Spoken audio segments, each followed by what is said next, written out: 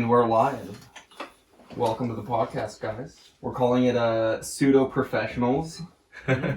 Love it.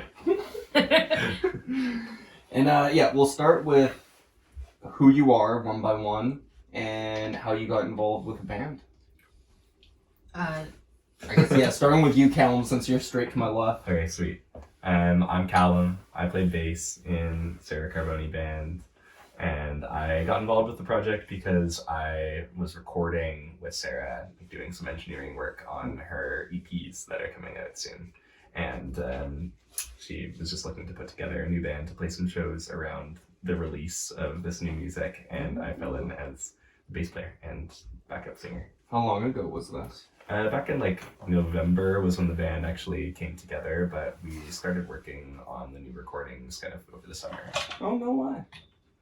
And Sara, your involvement is quite obvious, but... I am Sara Carbone. That is my name. I wanted to form this band, and I knew these guys from... We were in a band together a few years ago called Cat TV, and I just called them up, and I was like, let's do it again. And then, as Callum mentioned, and then here we are. I'm Megan. And I got involved with Cat TV through Chavo. He told me you guys were looking for a keyboardist, and I came out and auditioned, and it worked, and now I'm here, still going. It's great, yeah. Yeah, I'm Chavo, and I play drums, and I got involved with Cat TV a while ago, and a Treehouse Tavern show. Yeah, and it was a fun story. You should tell it. I don't know how to about the strange circumstances of your joining Cat TV. Yeah, it was basically, so I used to have a DIY venue in my basement. Oh, no way. A few years ago I called it the Treehouse Tavern. Is it kind of like what I'm doing, or was it a little bigger?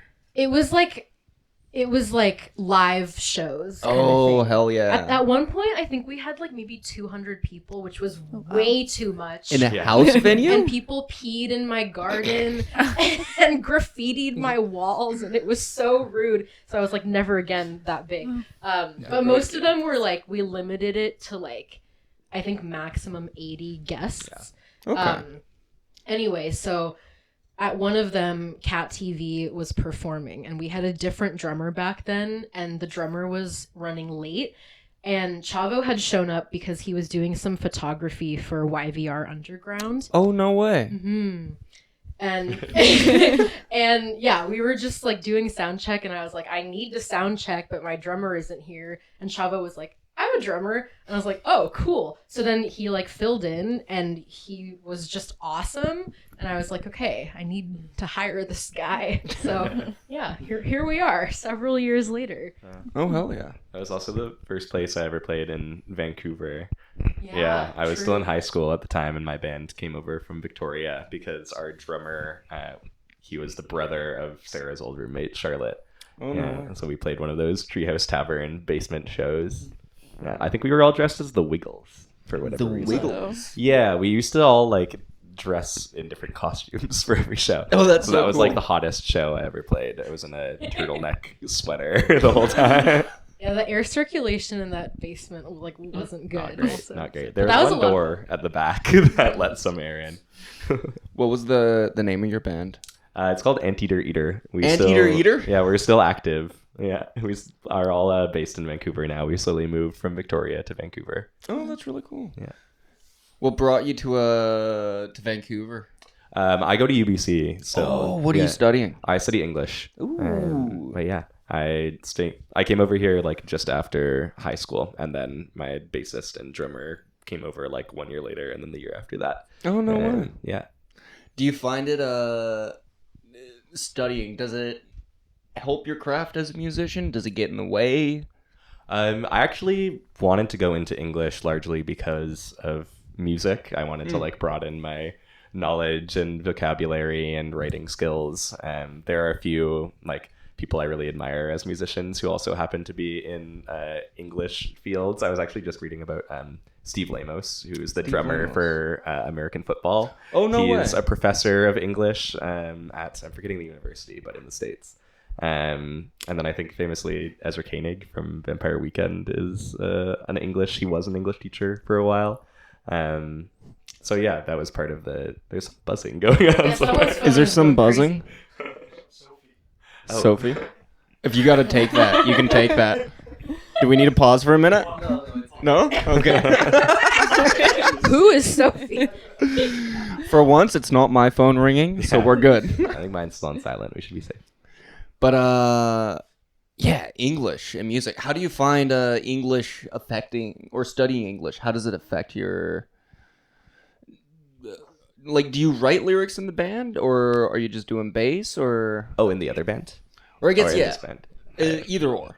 I don't really write anything besides bass parts for this band, but in that band I sing and play guitar, so most of the songs are my own thing. And so, do you find your English studies, does that come into play in the other band more? I don't know. If it does, it's kind of subconscious. Like, it's definitely made me a better writer. I've studied a lot more English material. I think for any writer, it's good to have a broad knowledge of cultural influences. Like, a lot of friends of mine in the department make art in some other way, whether it be like poetry or creative writing or music. And I think it inevitably creeps in. Like, my interests have changed from being in English. I've got a lot of like literary influences or ideas that I didn't have before. Like, one of my favorite authors is Mary Shelley. And I hadn't read much besides like vaguely knowing about Frankenstein before coming to university. And now I find like her way of writing and her images like popping into my head when I write. Oh, that's really cool. What about for the rest of you? Where do you guys find inspiration? For me, like my writing is very introspective. Pretty much like any song that I write just comes from events in my life.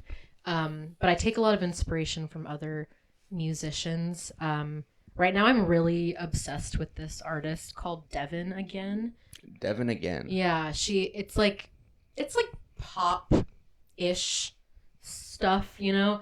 But yeah, just like really, really into her right now. And yeah, just, you know, cycling through other musicians that inspire me. Oh, hell yeah. What about you, Megan?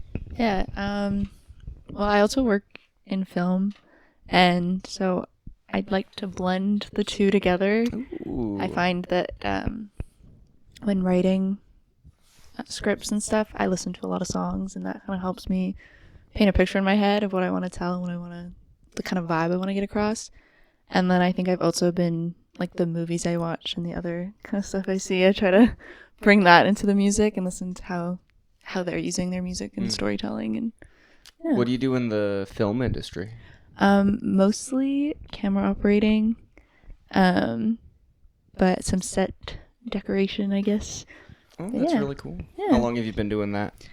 Just a year now. Just a year. Yeah. Has it been a good experience, stressful experience? It's good. It's good, but it is stressful. It's long days, but I like it, and it's good people, so it's fun.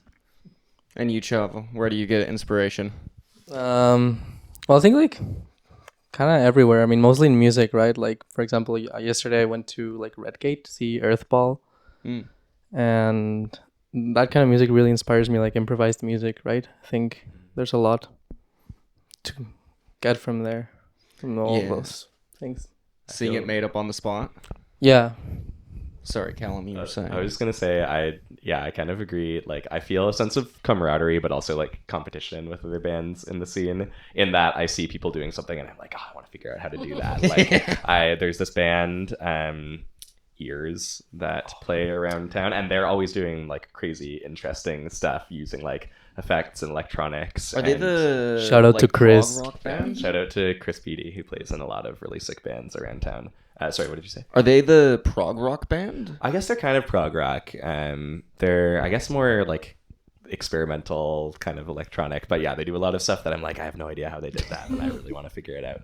And I live in a house actually with a couple of people from other bands, and we're all kind of like, cribbing from each other's notes all the time and trying to copy all the interesting stuff we're doing. So it's cool. It feels like constantly building your vocabulary, your ideas of what you want to do with your own music.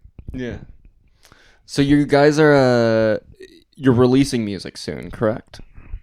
Yes. Well, the releasing is sort of just like I do that kind of separately from the band performance stuff. I mean, Megan does play keys on some of the songs, but a lot of it is like, I don't know, my like recording is often kind of separate from Interesting the performance stuff. Yeah. So the band is mostly for live performances. Yeah, that's kind of the vibe, at least for now. For now. Because a lot of what is recorded that is being released this year was recorded before we formed like this band. So yeah, a lot of it is like things that I had written and parts that I collaborated with other musicians as well.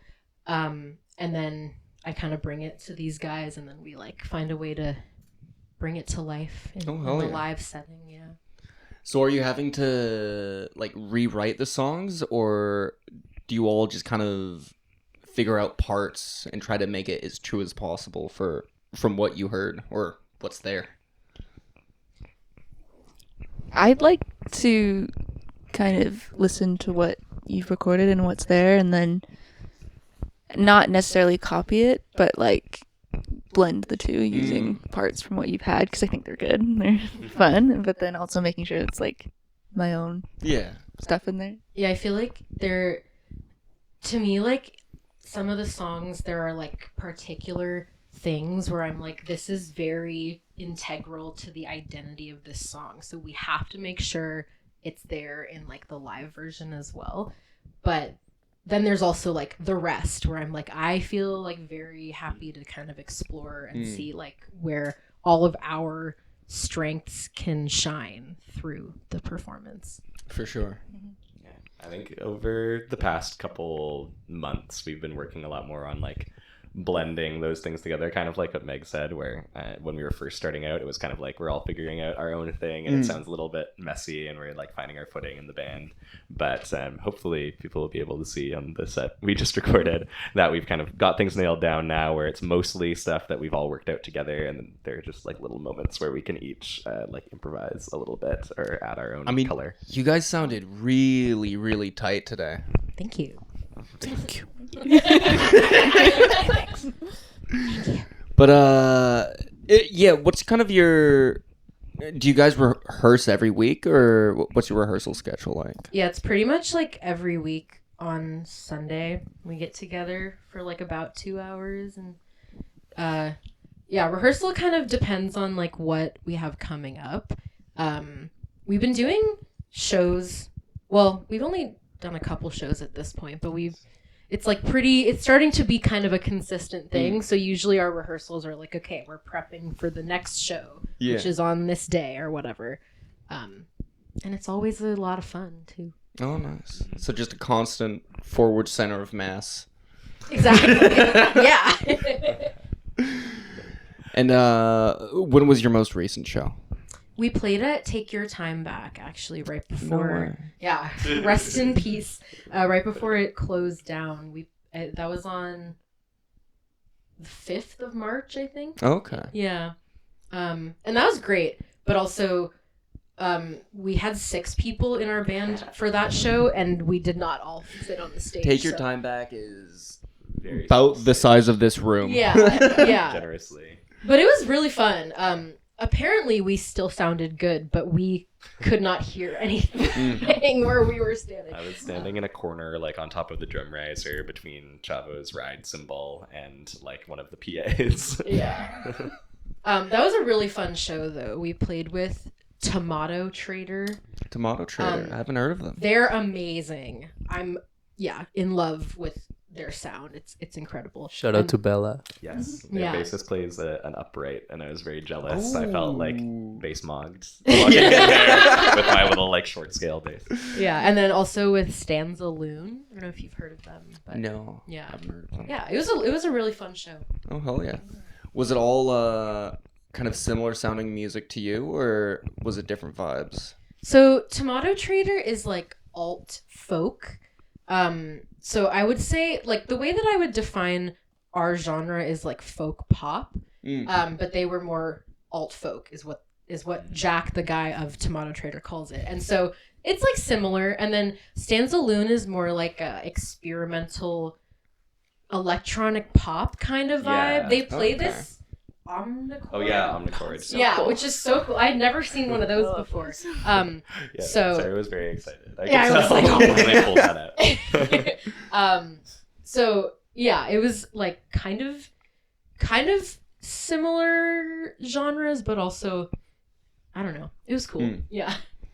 And so you had trouble hearing yourself during that set.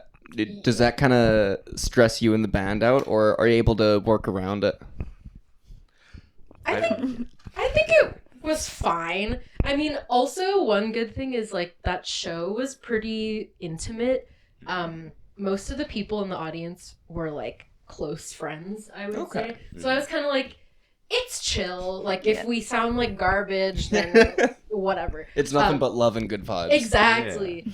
But yeah, I don't know. I still had a really fun time. I don't know how you guys felt. I always have a good time. I think it was good. I'm just happy to be here. Yeah. I think it is like a mark of a good band, though, if you can still play well together, even if you can't hear yourself that well. It's kind of like being a guitarist and being able to play without looking at like the dots on your guitar. Yeah. If you have just a feel for everything, you'll hopefully be able to make it through. And I don't think we bombed too bad. So that's a mark of an okay band, at least. We're an okay band. Yeah. Have you had any other disastrous technical failures?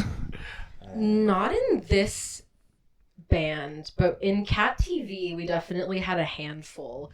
I remember one. I mean, we were playing quite a few like house shows during the Cat TV era. And you know how those can be. We played like a backyard one once where there was just like a constant like coming out of the monitor, and like no one could figure out how to make it stop, and that just happened throughout the entire set. But like, what are you gonna do? Yeah. You know? Yeah. Okay. Yeah. If depending on when you play in the night, they're already like 8 beers deep. Yeah. They just want to know how loud you can play.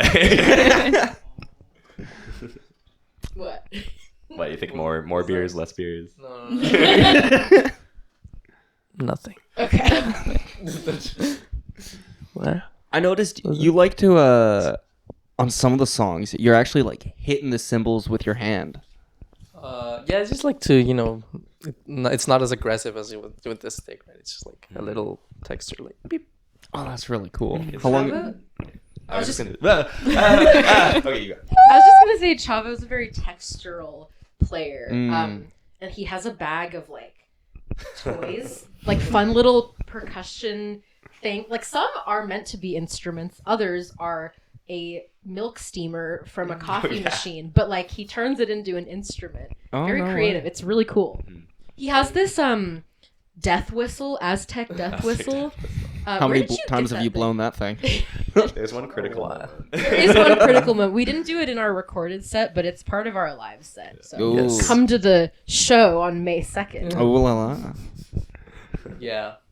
What? What was the question? Do you have any other like favorite toys that we don't see? Oh. I don't know. I'm thinking. I mean, I like to do like the scraping thing. Like in the cymbal. You always like torture us with that. Scraping the stick on the rack. I don't know, man. I'm trying to think. There's like like a pot. Oh, yeah. Sounds really cool. There's like a piece of wood if you put it against the head, and you like go like goes like All this That's like awesome. Berkeley bullshit. yeah on some Berkeley shit. Yeah, my little cast iron pan that I put on my snare. So how long have you been collecting untraditional percussion instruments?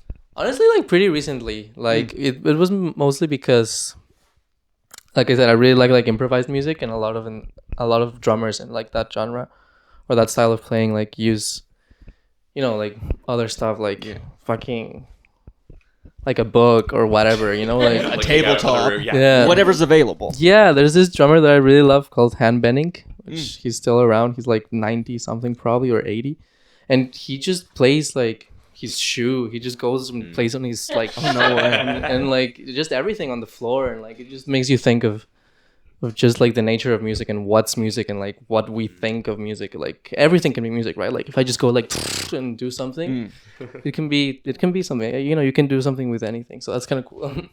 The Aztec death whistle.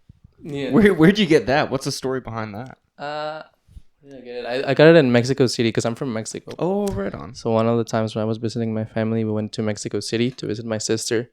And I was looking for like whistles, and I saw a death whistle, and I was like, "Ooh, I gotta get that shit." So it's pretty cool. I was in a band called Desperate End. Shout out Charlie, Jacob, Paul, and Rain, and Jake. And we played a show at like a fucking boxing ring, and it was super funny. And we started the show like that. Like I just came on with the death whistle, and I was like, and then we just started playing. Victoria, the boxing ring? No.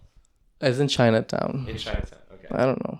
I was going to say there used to be this venue in Victoria that was previously a strip club called the Carlton Cabaret. And it was very short-lived. It was bought by this like local wrestling promotion. And they would put on wrestling matches during the week. But then to fund the wrestling matches, they would let like local bands play there. And it was sweet because it was one of the only venues at the time that would let you do all ages shows. Oh, that's awesome. When my band and I were still in Victoria and we were all like high schoolers, we would play there semi-regularly. And I was going to say The strip club? At the former strip club, now wrestling area. But they would clear out the wrestling stuff when you would play on stage. They had this tiny, tiny stage that used to be where like they had poles installed, but they had taken them out. And so you could like barely fit a kit and everybody on there. But that was probably my number one technical difficulty story, is that we played a big show there, like probably 200 people. And halfway through the set, the PA system just cut out. So I like got up on the front of the stage and just yelled for like 2 or 3 songs. But yeah, it was really unfortunate. I think like half the audience left after a while because I just gave up, and then we had to like stop for half an hour and fix everything. And then yeah, everybody came back in after a bit. But yeah, probably 50 or 60 people had left. I played a show at a strip club in January. Ooh, really? Which strip club? Tyrant Studios. Tyrant. Yeah, I had never been there. It also happened to be the one time my family was visiting from California to come. They were visiting to like hang out and go skiing. But I was like, come to your show, Sarah. I was like, I'm gonna book a show during the weekend that you're here so that you guys can see me play. And then I like get there and I was like, yeah, so when you get to the strip club, that's how you'll know you're in the right place. It was still a very cool venue though, but yeah, I was told that when they walked in, they got like a stamp and it was like, this gives you access to the whole building. Is that WHOLE or HOLE?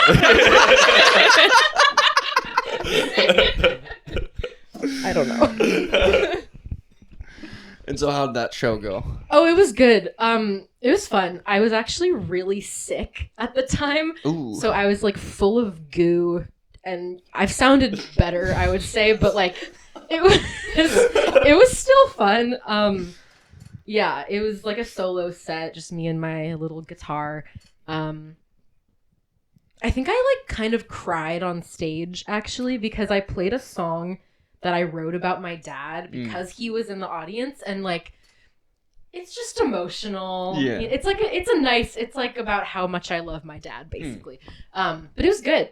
Yeah. And we were mostly playing with like some folks from Washington State. Ooh. Jonathan Ray and Zaylee Hayes were like on a mini tour, so they came up to Vancouver, and then also Ezra Frankie, who is local. Oh, right on. But yeah, it was really cool. It's a great venue. I will go back, but I was surprised to find out upon arrival that it was a strip club also. So, You moved here from California, you said. Yes. Are you American? Yes. Oh, yeehaw. Oh, yeah. Classic Californian cowgirl. Yeah, that's how it is. What brought you to a Californian cowgirl? Mm-hmm. What brought you to Vancouver? I went to UBC as well. Oh, what did you study? I studied forestry conservation science. Oh, right on. Yeah, so that was in like 2018, and then while at school, I got very involved in like music stuff and the community. That's when I started the Treehouse Tavern venue as well. So yeah, after graduating, I was just like, I'm gonna stay. Oh yeah. You were working at the radio station, right? When I we first was. met. Yeah, that's true. The UBC student radio station, CITR. Okay. I don't know if you've heard of it, but 101.9 FM. It's awesome. I was on their like student executive team when I was like, I don't know, 19 or 20. I was their like programming executive, so I would give people tours of the station and show them like these are the rules of what you can and cannot do on live radio. People do not follow those rules, by the way. I was listening to CITR a few months ago, and it was like a bunch of kids doing like a special broadcast for one of their friends' birthdays, and one of them was like, yeah, so Josh and I really enjoy listening to Tyler, the Creator together, so I'm going to play Domo 23 by Tyler, the Creator. Completely uncensored version. And, like, I swear, like, 90% of the lyrics in that song are just the word fuck. And I was like, this is radio, and it's, like, 3 p.m. on a Tuesday. Whatever. I love that, though. That's the great thing about CITR is that anyone can be on the radio, but also anyone can be on the radio. So moving to Vancouver, what was that like? Was there a lot of culture shock? I mean, I'm American as well. Oh, and so, really? yeah. And From where? well, I was born here, but my parents, they immigrated from Georgia. Oh, okay. Or the state, not the state. country. Yeah.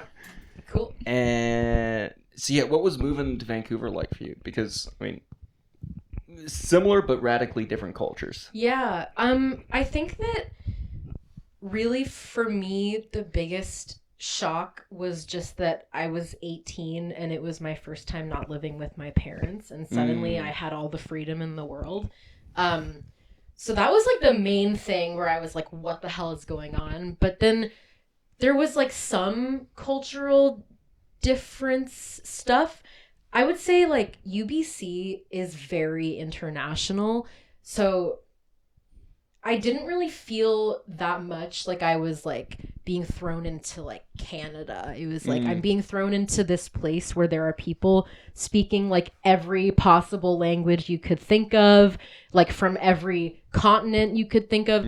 And like that was super cool. And then there were like a handful of things where I was just like, this is really fucking funny. Like the fact that you guys call your coins loonies and toonies. It took me a while to get over that one.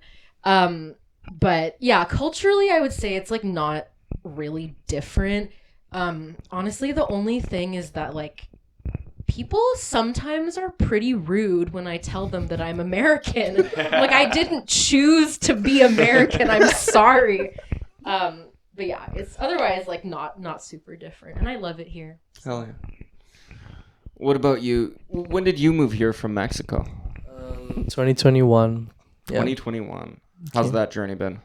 Good. It's been good. I really love it here, and I don't know. I mean, same as Sarah, right? I moved here when I was like probably 19, so it was kind of like crazy, just like having all the freedom and stuff, and like being in a different country and like speaking another language. I think that's been like the scariest thing, but like I don't know. It's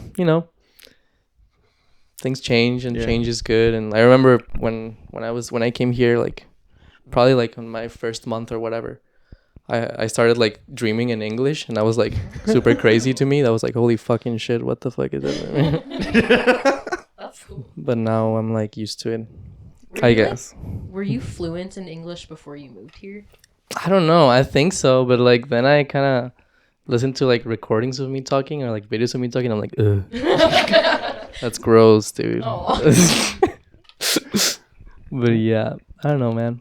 It's cool. It's really cool. I don't know, man. I really like Vancouver. I really like Canada. I like what I'm doing. You know, I like playing music and shit. It's just what I want to do. So I'm happy. I'm happy. I'm sorry to interrupt, but I've just got to make sure the camera's still recording. Sure. Oh, I'm so good at my job. Raid Shadow Legends. Thank you to Raid Shadow Legends. That camera. What is that? I don't watch it's like it. it's this mobile game that like for some reason buys a lot of ad spots with YouTubers, and so you just like run into it all the time. But does it suck? Like, have you played it? I assume it sucks. It's one of those like just microtransaction riddled like mobile RPG games. Okay, that I have a story about that actually. Oh. I wouldn't consider myself a gamer. However, I was really into this game called Sally's Spa. Do you guys know that one? Like, I've heard of it. I've heard people get obsessed. It used to be amazing, but now it's like it's basically like you can. So sorry. The premise of the game is you're running a spa and it's like a time management type of thing. And it used to be like you can win the game through becoming good at it, but now it's like it's impossible to win unless you pay like $8 for some fucking thing. So that really upset me, and then I switched over to Stardew Valley. So Yeah, life is good now. no, that's good. My go-to little clicker games are Adventure Capitalist and Sudoku. Love me some Sudoku. Classic. Yeah. I hardly game anymore. I just do like crosswords. Oh yeah, Become a grandpa. Yeah. I guess so. turns into a time suck for me because I mean I definitely have that obsessive bug where I can't touch Sally's spa. Don't. When you're ruined by Sally's spa. Don't let Sarah talk anymore about this. She's got a whole post on the Sally's spa Reddit. I did leave a very scathing review. Like, if you want me to give you more than 1 star, stop making it pay to win. Pull up the Sally's Spa App Store review. Yeah. You'll see that on screen. So you guys are playing at the Waldorf on May 2nd. Yes. How are you guys preparing for that show? Well, or how do you prepare mostly for that like show? chest press, hack squats. Doing your lunges. I think just like the same as how we do rehearsals usually. Like, we kind of come up with a set list and then we go through like any particular like gimmicks that we want to include in the performance. And what I mean by that is like the thing we did in our recorded set where like I walk on when they've already started playing the song. So just that kind of thing, and then making sure that we sound tight and like everything is in its place. And how long is your set gonna be? We haven't figured that out. However long it's supposed to be.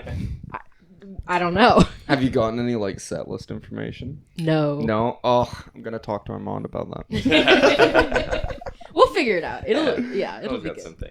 We might sneak a cover or two in there. Oh, We've got some that we've done in the past that are pretty fun. Sarah likes to pull out the classics of like 2000s pop music. Give me some examples. Hannah Montana. Hannah Montana? We did a The Climb by Miley Cyrus cover at our Take Your Time Back show, and that was awesome. And I would do it again, so it's an option. That's a good one. Yeah. We also did Toxic by Britney Spears.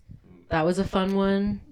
That sounds fun. Do you guys have like a dream cover you would want to do with the band? Because I've like talked to Sarah about doing some of my faves before, but I feel like I haven't heard from you guys. I feel like there is, but now I'm blanking on every song I know. We used to do, in Cat TV, we did Red Wine Supernova. Oh, yeah. And That was Megan did the fun. like rapping verse. Rapping, I don't know. The, like, bridge. Which is so awesome, because I feel love like that one. Megan is usually like quite soft spoken, but then she was like all out for that part. It was really cool. Way. Yeah. Please tell me you have a video of that somewhere. Yes, we will show it to you. If you send it to me, I'll get my video editor Phil to put it in the video. Oh, hell yeah. Okay.